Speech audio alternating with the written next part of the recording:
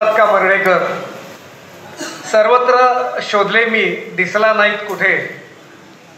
त्याच सुरावर त्याच चालीवर मगा म्हटल्याप्रमाणे 1991 नंतर ज्या कंत्राटी कामगार पद्धतीनं आणि आज काल लागू झालेल्या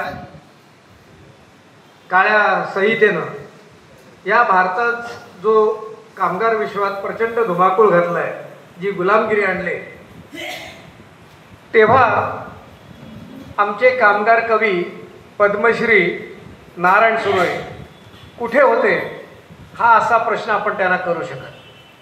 त्याचं कारण आहे, ते दीर्घायुषी जरी असले, 2010 पर्यंत जरी ते जगले असले, तरी त्यांच्या अखेरच्या पर्वात दीर्घकाळ ते आजारी होते.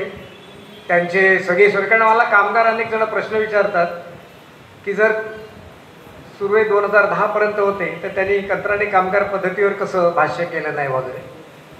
तर त्याचं कारण त्यांचे सगळे सोयरे, त्यांची तब्येत बिलकुल बरी नव्हती आणि सगळे सोयरे त्यांना सोडून गेले होते. ते अत्यंत दुःखात होते.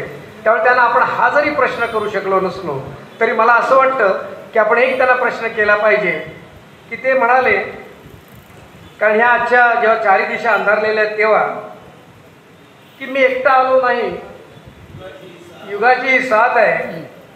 तर नारायण सुर्वेंना आपण एवढंच निश्चित विचारलं पाहिजे की असं कामगाराला साथ देणार यू नारायणा, आज सांगा कुठे दडलं आहे, आज सांगा कुठे दडलं आहे.